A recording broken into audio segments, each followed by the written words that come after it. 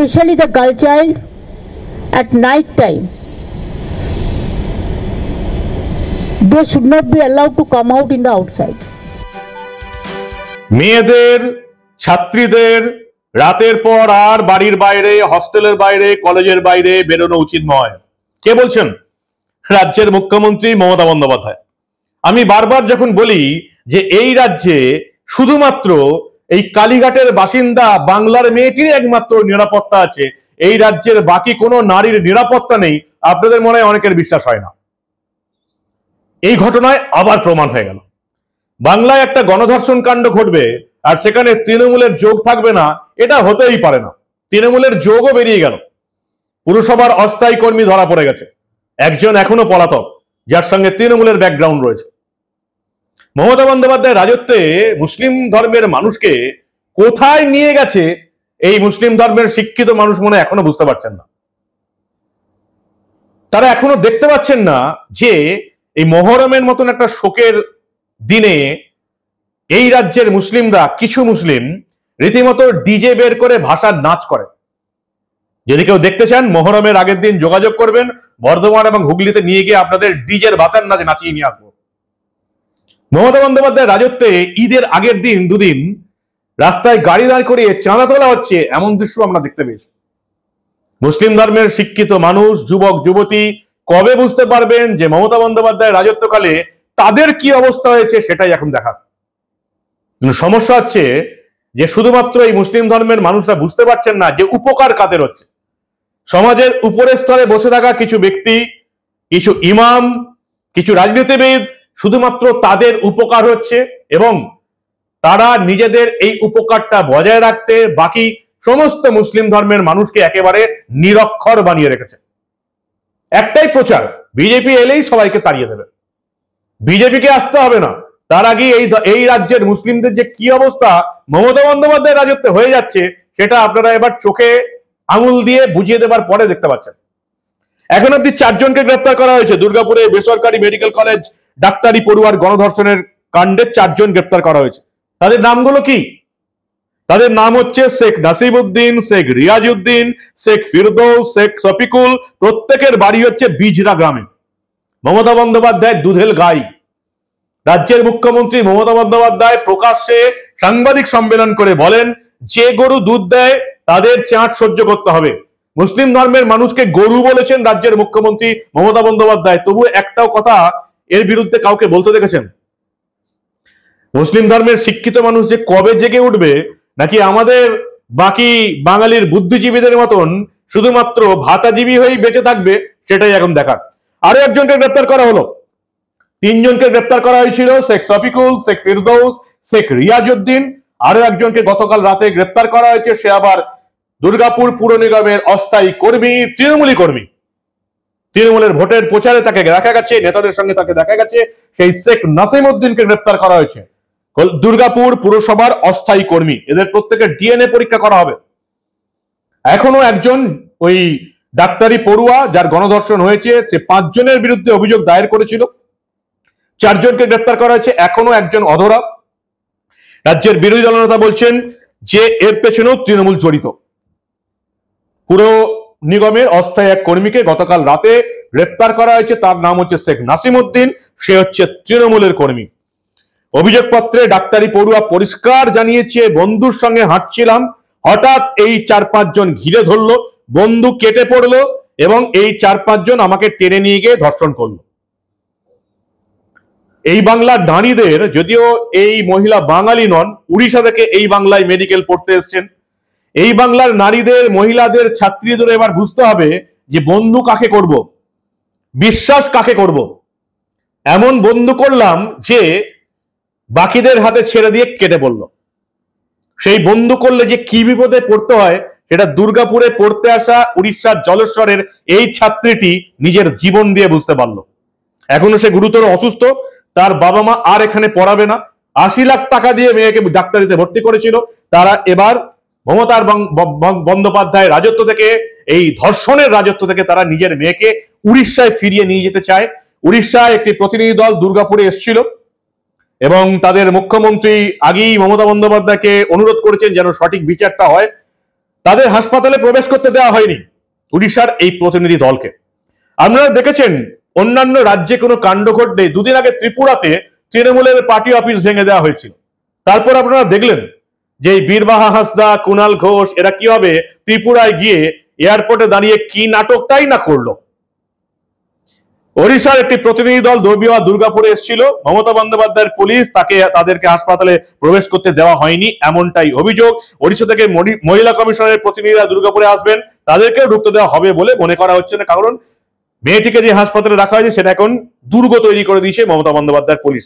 ওড়িশার মুখ্যমন্ত্রী মোহন চরণ মাঝি দুর্গাপুরের ঘটনায় উদ্বেগ প্রকাশ করেছেন এবং মমতা বন্দ্যোপাধ্যায়কে ব্যবস্থা নিতে বলেছেন। এই মুহূর্তে রাজ্যের বিরোধী দলনেতা শুভেন্দু অধিকারী বিজেপি নেতৃত্বকে নিয়ে ওইখানে ধর্নায় বসেছেন এবং তিনি পরিষ্কার বলেছেন যে এর পেছনে তৃণমূলের হাত আছে, কারণ এই যাকে ধরা হয়েছে মূল অভিযুক্ত পুরসভার কর্মী শেখ নাসির উদ্দিন, এও তৃণমূলের ক্যাডার বলেই তো পুরসভায় চাকরি পেয়েছে, এটা আবার বলার কি আছে। নির্যাতিতার বাবা মা ওড়িশা থেকে দুর্গাপুরে এসে পৌঁছেছেন, তারা বুঝতে পেরেছেন এবং বলছেন যে পশ্চিমবঙ্গে নিরাপদ বোধ করছি না, যত তাড়াতাড়ি মেয়েকে নিয়ে বাড়ি ফিরে যেতে চান। আরজি করের বাবা মা এখনো আসল অপরাধীকে খুঁজে বেড়াচ্ছেন, আসল অপরাধীকে খুঁজে বের করতে পারেনি মমতার পুলিশ বা সিবিআই।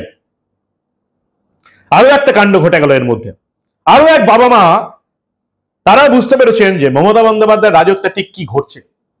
এই রাজত্বে কালীঘাটের বাসিন্দা ওই তথাকথিত বাংলার মেয়েটি ছাড়া এই রাজ্যের কোনো মেয়ের কোনো নিরাপত্তা নেই।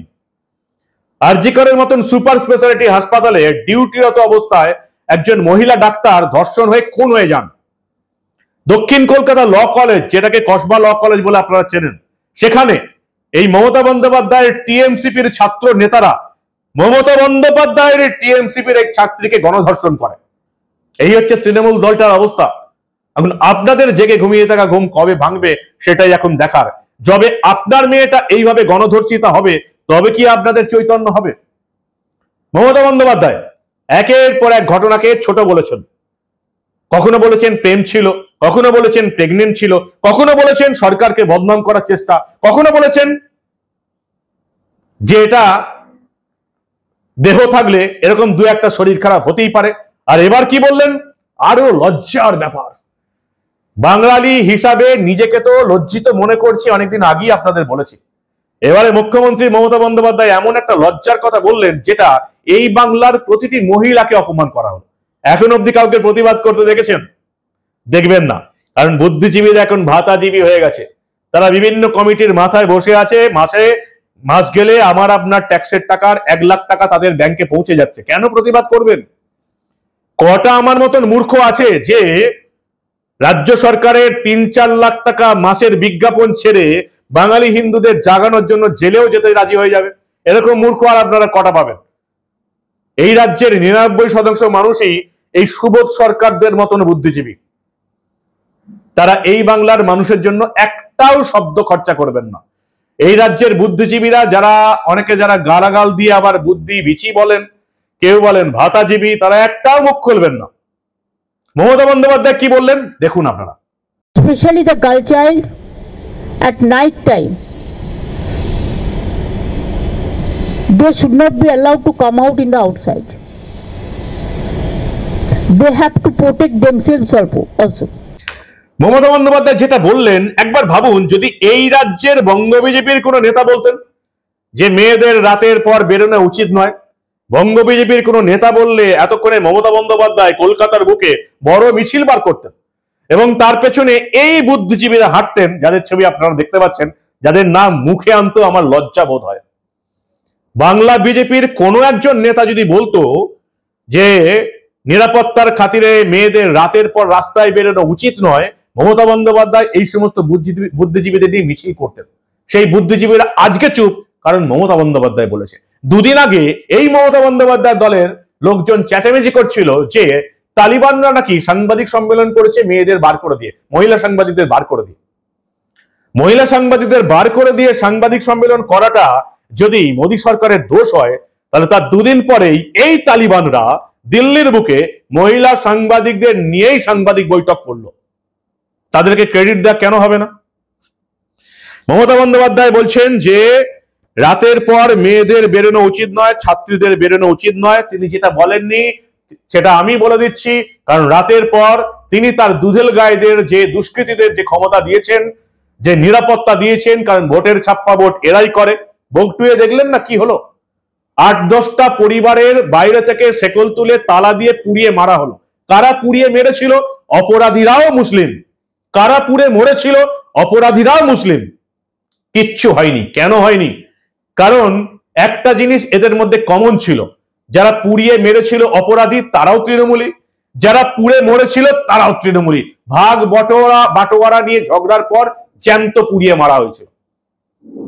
এখন মুসলিম ধর্মের মানুষ কবে বুঝতে পারবেন যে বিজেপির জুজু দেখিয়ে মমতা বন্দ্যোপাধ্যায় তাদের ধর্মটাকে কি সর্বনাশে ঠেলে দিচ্ছেন? আমি জানি না তাদের কবে জেগে থাকা ঘুমিয়ে থাকা ঘুম ভাঙবে। মুসলিম ধর্মের মানুষ কবে বুঝতে পারবেন যে মাত্র মাথায় বসে থাকা কয়েকজন রাজনীতিবিদ, কয়েকজন ইমাম এবং কয়েকজন লোককে শুধুমাত্র কিনে নিয়ে মুসলিম ধর্মের বাকি 99% মানুষকে কোথায় ঠেলে দিচ্ছেন, কোন তলানিতে ঠেলে দিচ্ছেন। যত তাড়াতাড়ি বুঝতে পারবেন তত তাড়াতাড়ি মঙ্গল। কি বলবেন আপনারা? কারা গ্রেপ্তার হলো দেখেছেন? মুসলিম ধর্মের শিক্ষিত মানুষ, শিক্ষিত যুবক যুবতী দেখেছেন? দুর্গাপুরের গণধর্ষণ কাণ্ডে কারা গ্রেপ্তার হয়েছে? শেখ নাসিমউদ্দিন, শেখ রিয়াজউদ্দিন, শেখ ফিরদৌস, শেখ শফিকুল। মমতা বন্দ্যোপাধ্যায় যাদেরকে গরু বলেছেন, দুধেল গাই। কবে আপনাদের চৈতন্য হবে তার জন্যই অপেক্ষা, যে মুসলিম ধর্মের শিক্ষিত মানুষরা একদিন জেগে উঠবে, শিক্ষিত যুবক যুবতীরা একদিন জেগে উঠবে, এবং মমতা বন্দ্যোপাধ্যায় যে বিজেপির জুজু দেখিয়ে শুধুমাত্র নিজেদের গদি রাখার জন্য মুসলিম ধর্মের মানুষকে কতটা ব্যবহার করছেন, কবে আপনারা বুঝতে পারবেন সেটা দেখা। আজকে তো হসপিটালকে দুর্গ বানিয়েছে, সব তালা চাবি।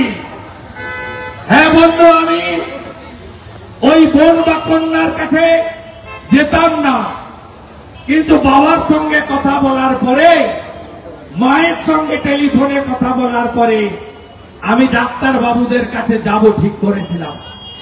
আমি ডাক্তারদের কাছে গিয়ে জিজ্ঞেস করতাম, আমাদের মেয়েটি কেমন আছে, ভালো আছে তো? মেয়েটিকে সুস্থ করে আমরা প্রভু জগন্নাথের ভূমি উড়িষ্যা পাঠাতে পারবো তো? এইটুকু জিজ্ঞেস করার সুযোগও বিরোধী দল নেতাকে দেওয়া হয়নি।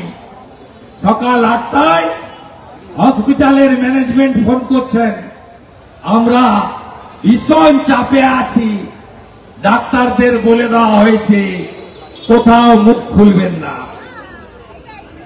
কোথাও মুখ খুলবেন না। এইটাই হচ্ছে ক্রুয়েল লেডি, যাকে আমি বলি লেডি কিম, মমতা ব্যানার্জির আসল চরিত্র, আসল মুখোশ, মুখ প্রমাণিত এই নিষ্ঠুর মহিলা। একটু আগে আমার সঙ্গে যখন পিতৃদেব ছিলেন, ফোন এলো, উড়িষ্যা মহিলা কমিশন গেটের বাইরে দাঁড়িয়ে আছে, তাদেরকেও হসপিটালে ঢুকতে দেওয়া হচ্ছে না। এই জঙ্গলের রাজত্ব কায়েম করেছেন মমতা ব্যানার্জি। আমি পিতৃদেবকে জিজ্ঞেস করলাম, সন্তোষের অফিসে দেখা হলো, তিনি কেঁদে আমার কাছে ভেঙে পড়লেন, আমাকে বললেন মোহন মাঝি উড়িষ্যার মুখ্যমন্ত্রী ফোন করেছেন, কিন্তু বাংলার মুখ্যমন্ত্রী, যাকে বাংলার মেয়েকে চাই বলে দেওয়ালগুলো ভরিয়ে দিয়ে মুখ্যমন্ত্রী করেছিলেন, তিনি ফোন করেননি। কেন? মমতা ব্যানার্জি বেড়াতে গেছেন দার্জিলিং, হালকা ঠান্ডা, শীতের আমেজ, টাইগার হিল। আজকে মমতা ব্যানার্জিকে প্রশ্ন করি, চার্টার ফ্লাইট আছে, হেলিকপ্টার আছে, অন্ডালে আসতে পারলেন না? অন্ডালে এসে হসপিটালে গিয়ে মেয়েটাকে বললেন না, মা মা তুমি কেমন আছো? ডাক্তার বাবুদের জিজ্ঞেস করলেন না যে আমার মেয়েটাকে ভালো করুন? এইটাই মমতা ব্যানার্জির কাছে কেউ আশা করে না। তো তিনি এটা করেছেন, যার সময় কলকাতা এয়ারপোর্টে ভুলে গেলেন গার্ল চাইল্ড মানে যারা কন্যা, তারা কেউ রাত্রে বেরোবেন না বলে গেলেন। সুরক্ষার দায়িত্ব নিজেদের নিতে হবে। আপনারা কি বলবেন না শ্রী মমতা ছি? শিক্ষিত বাঙালি হিন্দু যারা জেগে ঘুমিয়ে আছে তারা কবে বুঝতে পারবে মমতা বন্দ্যোপাধ্যায়ের রাজত্বে কি সর্বনাশটা এই রাজ্যের হচ্ছে? সেটার জন্যই আমাদের অপেক্ষা।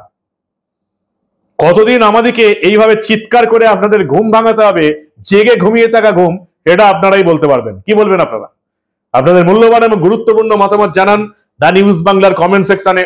দেখতে থাকুন দা নিউজ বাংলা। আমরা আবার এই রাজ্যের বুকে এই ধরনের ঘটে যাওয়া কোনো ঘটনাই চেপে রাখতে দেব না।